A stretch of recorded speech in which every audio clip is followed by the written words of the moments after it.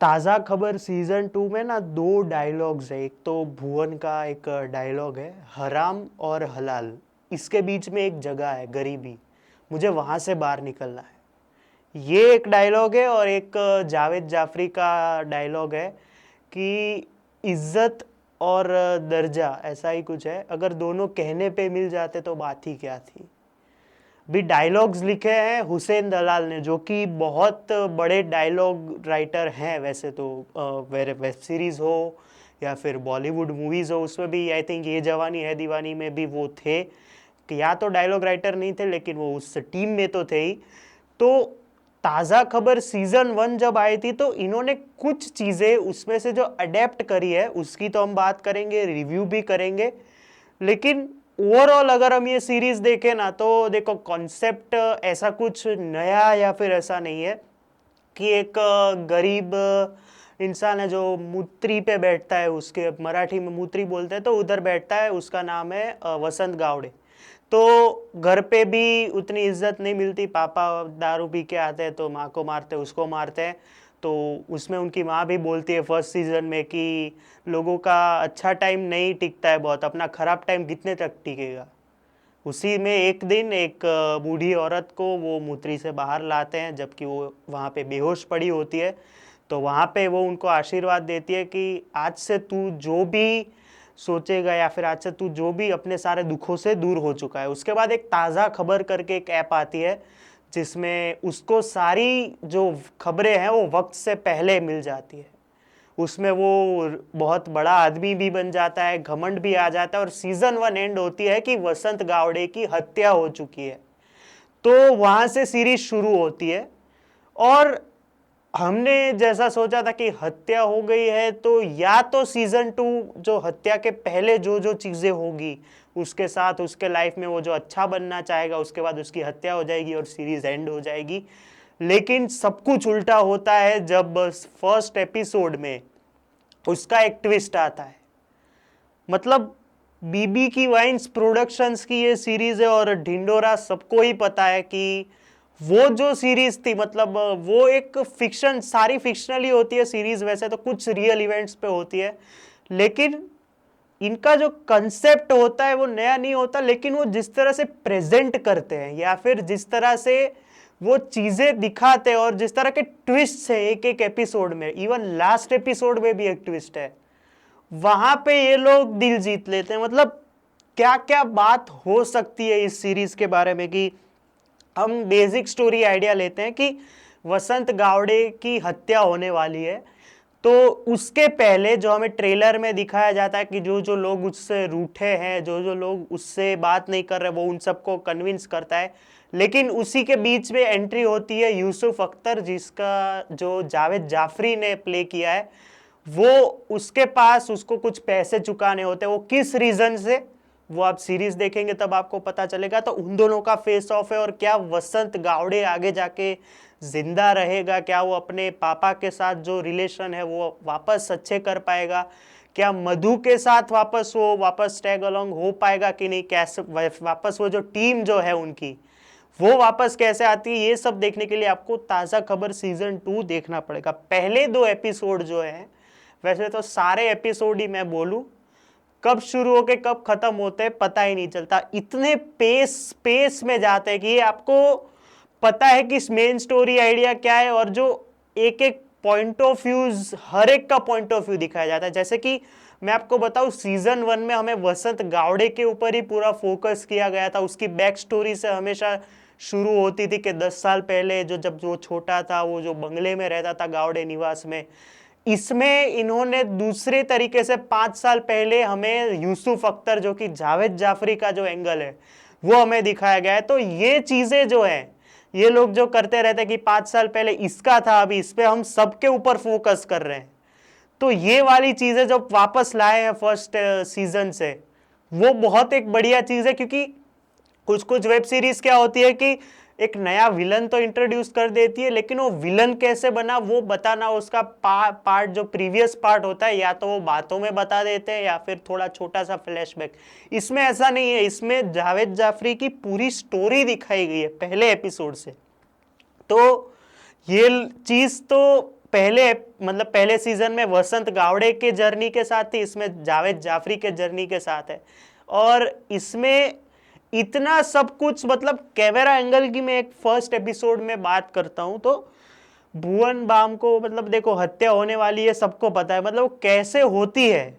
भुवन balm को जब वो गोली लगती है, जो कि ट्रेलर के लास्ट सीक्वेंस में भी हमें दिखाया जाता है, उसके बाद जो कैमरा जिस तरह से वो हाथ में पकड़ के ऐसे ऐसे करके जो गिरता है नीचे, वो वाला कैमरा एंगल हो, या फिर जो लास्ट एपिसोड में जिस तरह से जो पूरा एक फेस ऑफ है उसमें जिस तरह से कैमरा एंगल का वर्क हो, या फिर थर्ड एपिसोड में जहां पे, या फिर कचरे के खान में जब वो जाते हैं, जिसका ट्रेलर में भी रेफरेंस है, या फिर जब वो मधु से मिलता है उसमें उसका रेफरेंस, या फिर उसमें जो कैमरा एंगल हो, आई एम प्रीटी श्योर कि कहीं कहीं जगह पे जो भुवन ने इंटरव्यू में ढिंडोरा के टाइम पे बात की थी कि कैमरा होता है जिसमें जो शाहरुख खान के पास ही है इंडिया में, तो वो कैमरा अगर इसमें शॉट हुआ है तो वो इतना परफेक्ट, एकदम सिनेमेटोग्राफी वाइज हो, या फिर गाने जिस तरह से होते हैं इसमें जो सिनेमेटोग्राफी है, यहाँ पे वो जो कैमरा एंगल्स है, वो सब बढ़िया लग रहा था। मतलब अगर मैं कुछ गलत ढूंढूं तो यही होगा कि इसका मतलब जो बेस है, जो जिस तरह से वो लोग जो जो इन्होंने ज्यादा फोकस डाउनफॉल पे किया है कि वसंत गावड़े ने सबका करके वो उतना नीचे अब आ गया है वापस, उसका डाउनफॉल दिखाया गया है। और फिर जिस तरह से वो लोग टीम वापस आती है तो उसका अलग एक पॉइंट ऑफ व्यू वसंत के लिए बदल जाता है कि नहीं, वो पहले जैसा जो जिस तरह से घमंड दिखाया था फर्स्ट सीजन में, इसमें पूरा वापस जिस तरह का दिखाया गया है। इसमें कुछ चीजें ऐसी है कि जो एक दो लोगों को मार दिया गया है कि वो होना नहीं चाहिए था, क्योंकि वो चीजें हो सकती थी, क्योंकि एक तरह से ये जस्टिफाई भी करता है कि जावेद जाफरी कब तक चुप रहेगा जब तक उसके पैसे नहीं मिलते। लेकिन उसमें मारने वाला एंगल अगर हम शेट्टी सर का देखें फर्स्ट सीजन में तो वो ठीक था, लेकिन इसमें वो जो मौत वाली चीजें दिखाई गई, अगर वो नहीं होती तो ज्यादा अच्छा होता। सेम होता है भुवन बाम के कैरेक्टर के साथ, जब वो आता है और जिस तरह से उसका ट्विस्ट खुलता है, उसमें वो जो ट्विस्ट बनाने की टेक्निक है कि वो जो न्यूज आई है कि उसकी हत्या हो गई है, लेकिन वो कैसे हुई वो उन्होंने बताया तो है, लेकिन इतना स्मार्ट प्ले कर गए हैं वो लोग कि हमें पता ही नहीं चलता कि वो कहां से शुरू हुई और कहां पे, मतलब वो इतना शॉर्ट में खत्म हुआ है कि हमें पता नहीं चलता कि ये क्यों इतना जल्दी खत्म कर दिया। फिर वो कोई सीक्वेंस हो। और एक तीसरी चीज, क्योंकि भुवन भाई ने बोला है कि ये मेरा नया करियर का स्टार्ट है तो फेयर और सही क्रिटिसिज्म देते हैं, तो बिन बात की गालियां जो है, मतलब हर एक एपिसोड, मतलब पहले 4 एपिसोड में तो गालियों पे कंट्रोल ही नहीं है। मतलब एक जहां पे एक रैंडम लाइन मिल गई तो गाली बोल दी।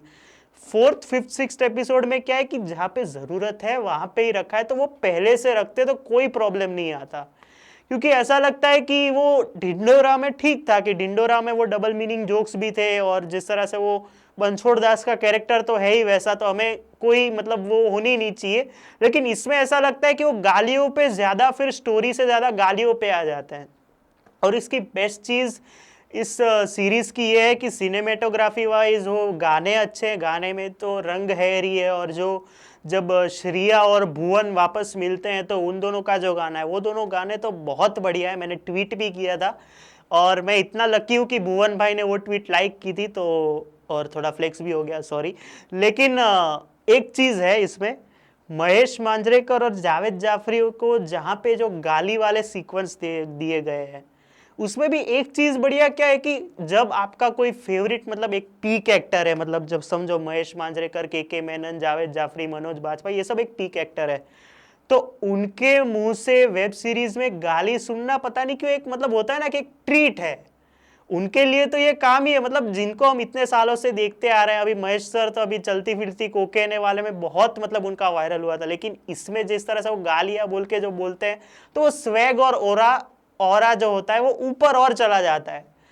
तो ताजा खबर में मजे की बात यह कि आपको ये बोर नहीं होने देती है कहीं पे भी, और जो ट्विस्ट आते रहते, फिर वो फर्स्ट एपिसोड के एंड में भी ट्विस्ट है, सारे में ट्विस्ट सर ट्विस्ट है ही। और कॉन्सेप्ट नया नहीं है, जैसे कि मैंने बोला कि ऐसा कुछ नया ओहो वाली चीज वाली स्टोरी नहीं है, लेकिन वो जो ट्रीटमेंट होती है किसी वेब सीरीज की कि वो ग्रिप करके रखती है, या फिर जो कॉमिक टाइमिंग्स होती है वो पंच लैंड होते हैं, वो बढ़िया है। अभी परफॉर्मेंसेस की बात करें तो भुवन पे हम लास्ट पे आते हैं क्योंकि बहुत सारी चीजें उसके रिलेटेड। तो श्रेया पिलगांवकर, जिन्होंने मतलब मिर्जापुर हो, या फिर अभी बीच में उनकी एक और वेब सीरीज आई थी आई थिंक ZEE5 पे, फिर ताज़ा खबर हो, या फिर कोई भी हो, मतलब उनके फैमिली में इतने अच्छे अच्छे, सचिन पिलगांवकर सर हो गए, उनकी मम्मी हो गई, अब ये तो वो उतरा इतना अच्छा है ना एक्टिंग वाइज। फिर वो जब वो भुवन को फर्स्ट टाइम मिलती है उसमें उसके एक्सप्रेशंस हो, या फिर जो फर्स्ट या फिर थर्ड एपिसोड में जब वो किसी एक अमीर आदमी से मिलने जाती है उसमें उसका कॉन्फिडेंस हो, या फिर वो जब आपा से मिलती है तो उसमें उसका कॉन्फिडेंस हो, तो उसमें इसने इतनी मेहनत की है। मतलब वो जो पुरानी मधु थी वो नहीं है इसमें, नई मधु दिखी है, एकदम कॉन्फिडेंट और एकदम बढ़िया काम है उसका। उसके बाद नित्या माथुर, जो आई थिंक उनका नाम मैं भूल गया एक्चुअली, महबूब की बेटी थी वैसे तो। नित्या माथुर लास्ट 3 एपिसोड में आती है, लेकिन इंपॉर्टेंट काम जिसे बोलते हैं ना कि सपोर्टिंग भी नहीं, इंपॉर्टेंट वाइज जिस तरह से जो मदद करना हुआ, या फिर जिस तरह से उनका जो एक कैफे में सीन है जो कि वायरल हो रहा है कल से वैसे, तो वो वाला सीक्वेंस स्पेशली उसमें उसकी जो एक्टिंग है वो एकदम बढ़िया, और ओवरऑल उसने काम भी एकदम बढ़िया किया है।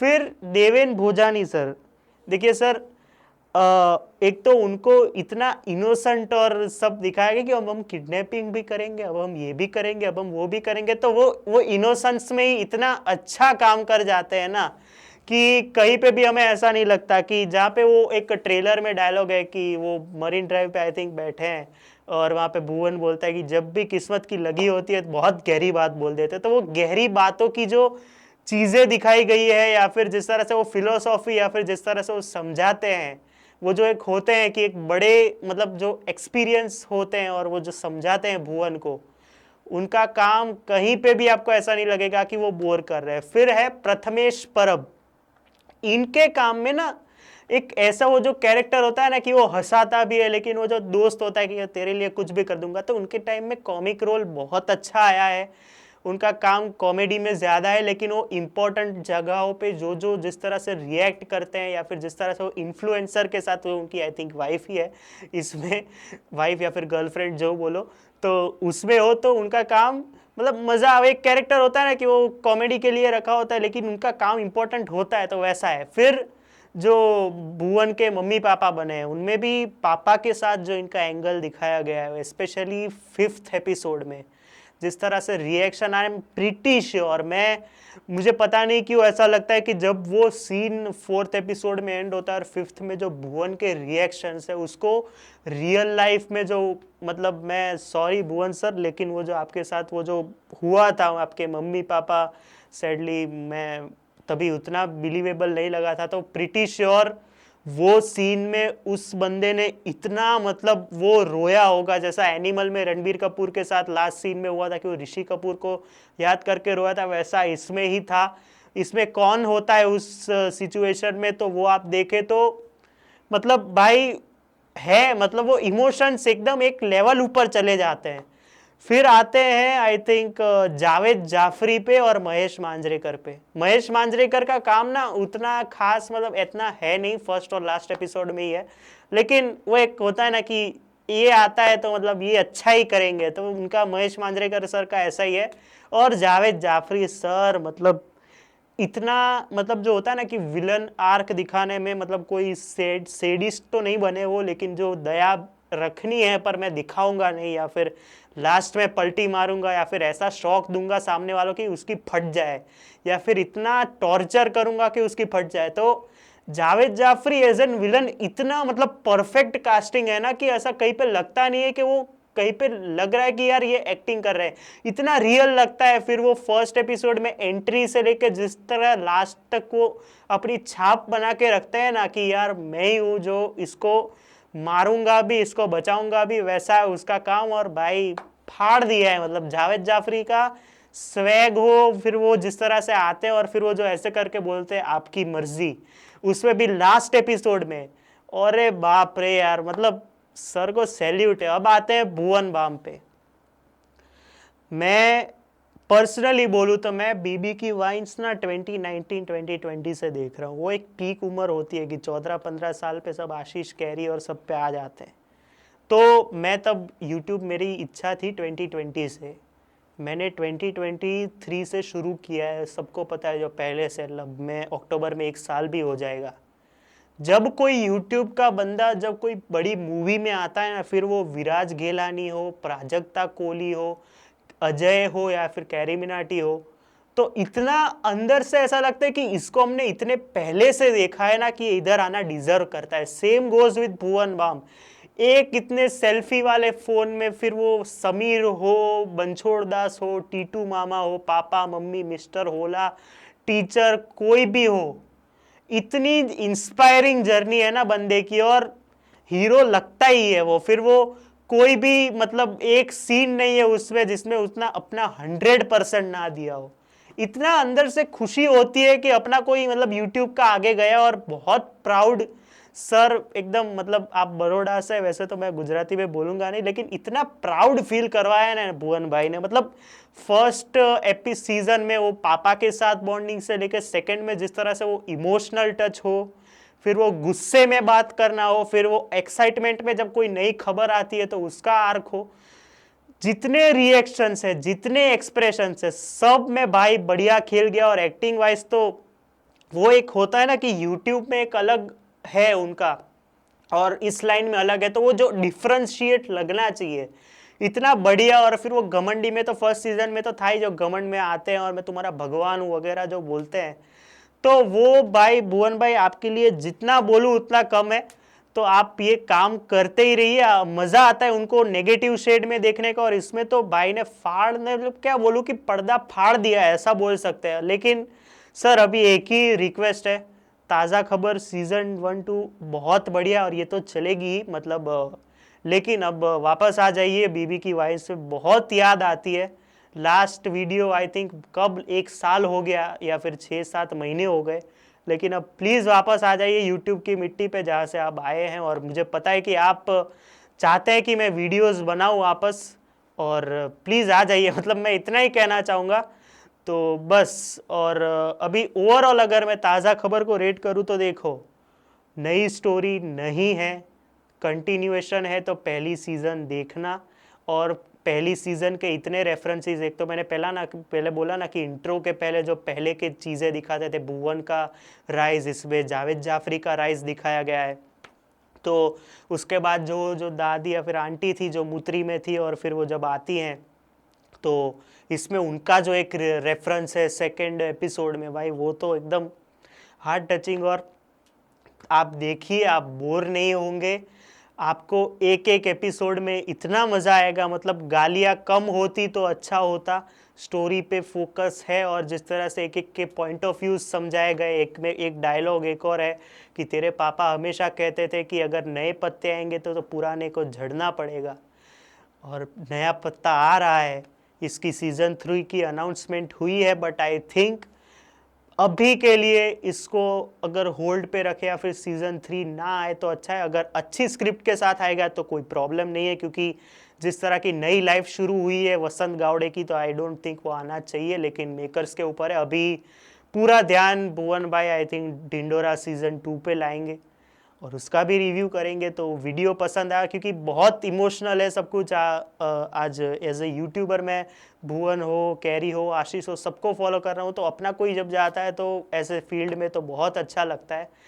तो बस आज के लिए इतना था। और ताज़ा खबर सीज़न 2 कहीं पे बोर नहीं करेगी आपको, आप देखिए मज़ा आएगा। और औकात के बाहर क्या मतलब, आपके लाइफ नहीं पर आपके फैंटेसी के अंदर, और औकात के बाहर है, मतलब मज़ा ही आएगा, ऐसा ही है।